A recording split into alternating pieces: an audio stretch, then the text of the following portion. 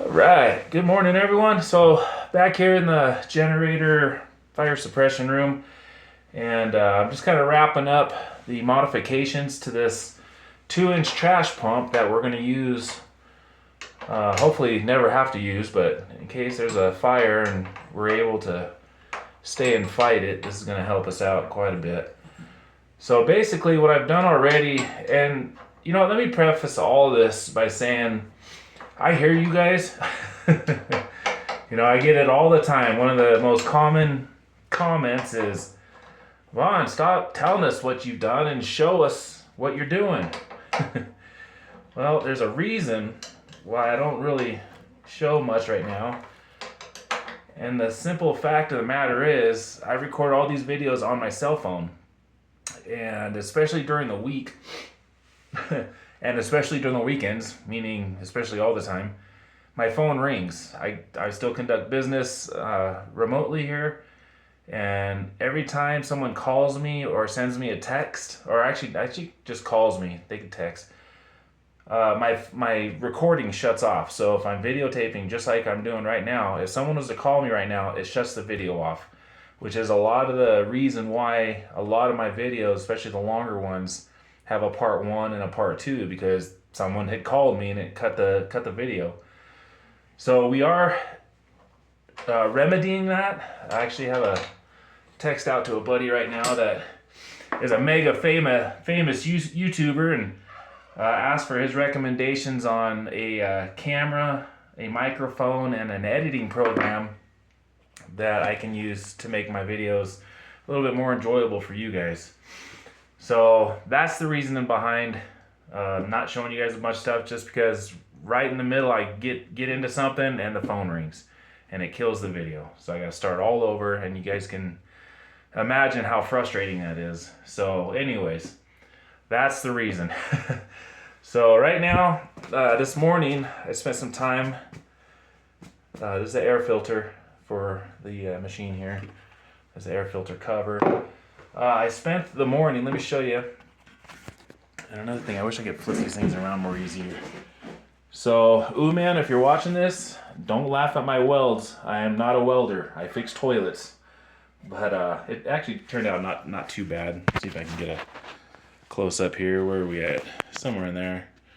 So, this is where the old muffler used to sit. See the 3 bolts on the bottom?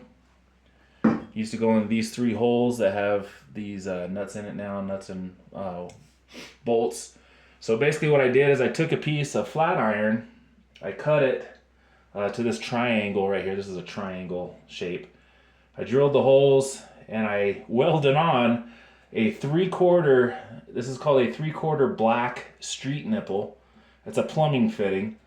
The reason why I use black, this is a gas fitting actually. The reason why I use black is because my only alternative was galvanized. And one thing I know about welding, and I don't know much, but welding galvanized steel is toxic. It gives off toxic fumes, and I didn't want to be around that. So I cleaned the oil off of this. It comes pre-oiled.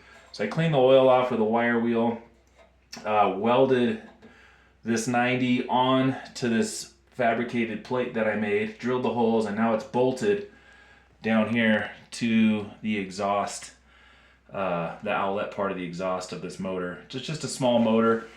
I believe Predator makes this. Yeah, Predator 212 cc's, 212 cc's, gasoline engine. It's a Harbor Freight. They're like $200, $250 for the pump, and I've used this thing quite a bit, transferring water with my rainwater catchment system. And man, it works great. So basically, I just had to convert this old muffler, as you can see. That would not be, where are you at? That would not be easy to attach the exhaust pipe, which I'll show you here in a second. By the way, it finally stopped raining, and we actually got a little bit of sun, but it looks like it's cloudy again. So anyways, the generator, the diesel heater, and this trash pump all run the stainless steel exhaust exhaust pipes. These are 6 feet long, so it goes through the bench, through the floor, and then outside, and terminates outside. So if I could set this up here, to show you what I'm talking about. Excuse the camera work, guys. So this is what this Predator pump comes with, and my problem is how to attach this to this. It's not happening, right? This metal is so thin, my welder would just burn right through it. So this wasn't going to happen. So that's a spare part. But now, let me show you.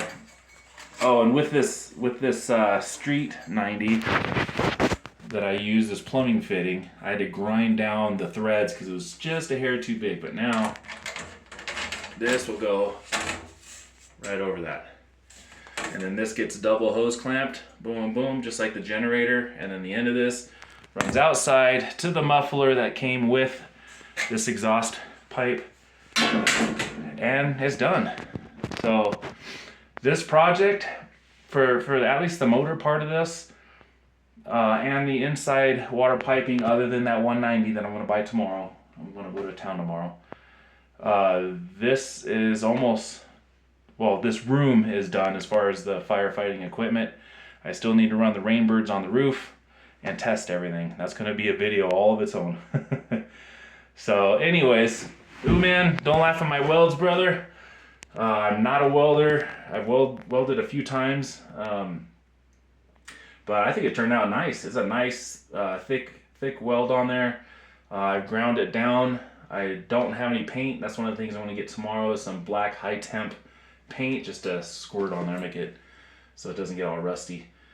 But that's it. The only other thing I had to do is the outlet port of this pump used to face this way, but all the bolts and the gasket, it's all symmetrical, which means it doesn't matter. I could turn this thing anyway and it'll still bolt down. So this is the way I need it, so it'll marry up to the inlet and the outlet of the water. So that's it. I mean, I'm probably gonna just crank this thing on here in a minute just to see how it does. It is gonna be loud since there's no muffler on it, and I'm only gonna run it for a second, just to do it. But anyways, that was the problem, guys. I can't attach the exhaust to this, and I'm not gonna run this inside the building and have it exhaust inside this building. Everything's got to be exhausted outside. But yeah, so there you go, guys. That's a quick little, quick little rundown of why I don't show you guys, the reasoning behind what I'm doing. I just show you kind of the end product. But now you know.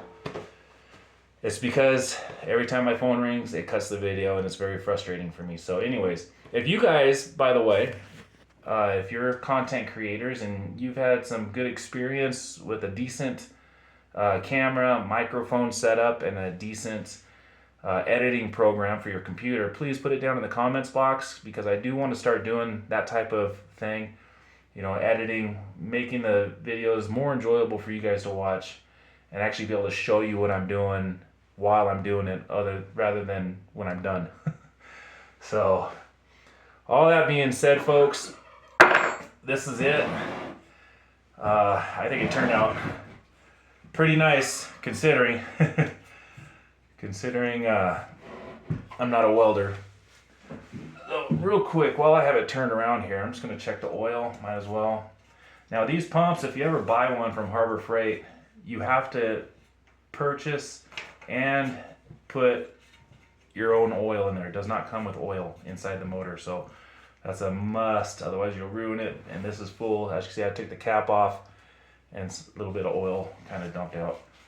So, I mean, these aren't the highest quality machines, guys, but for the price, at $250, something like that, this thing moves some water. As a matter of fact, this thing moves water faster than our fill-up station in town from their big equipment.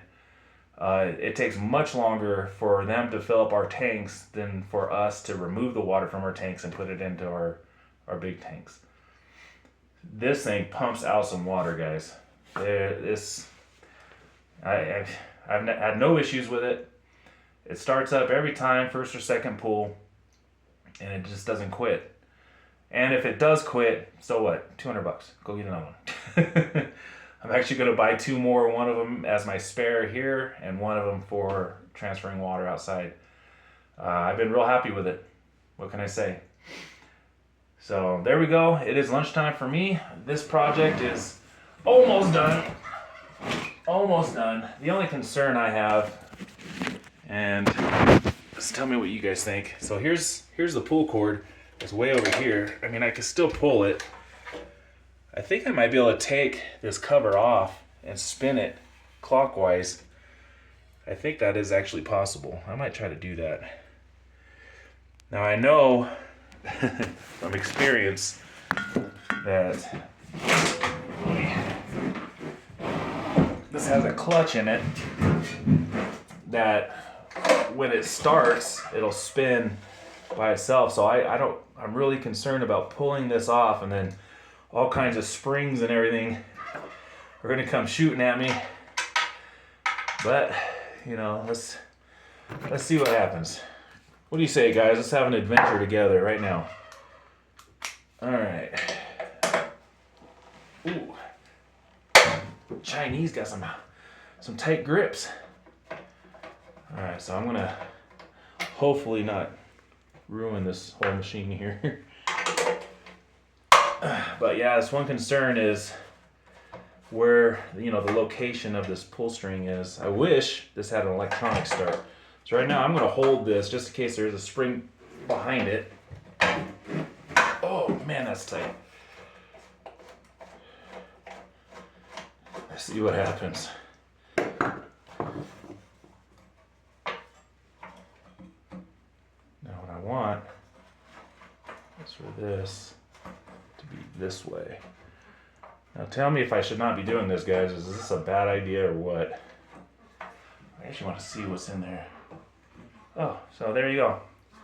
So it's all built in one piece. So I was worried about nothing. So if I put it like that. Hola, baby. Okay, so there's that. That was fairly painless. All right. So I have taken these things apart before, like lawnmower motors and stuff, and it just did not go well.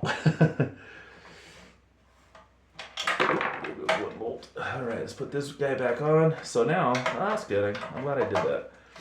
I was kind of worried about that. Last thing I want is a raging inferno outside, me trying to get this thing started, and it's so difficult because of the location of the pull string here. All right, one more. That was easy. All right. Why can't all projects be like that? So now my pull is upside down, but it's now in a position where I can easily get to it. So far, these pumps have been awesome. I mean, working on it, running it, using it. So there we go. Let's check it out. So this will be going right about here, and now I've got the pull string right here. Nice. I like that. I'm glad I talked you into doing that, guys. I still need to secure this down so it doesn't vibrate. It already has rubber feet on it, so the vibration will be pretty minimal. What's the number?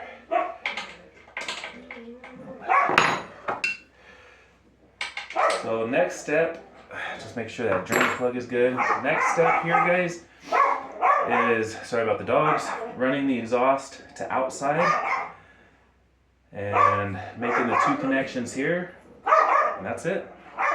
So there you go, folks. I showed you a little bit of what I'm doing instead of just showing you after the fact. Again, if you guys can recommend any good editing programs, a decent camera, budget friendly but not garbage either, and a good microphone that works well in the wind, I would appreciate you guys throwing that down in the comments box. So I'll cut the video here. I want to go grab lunch, and I'll see you on the next one. Prep and Drive.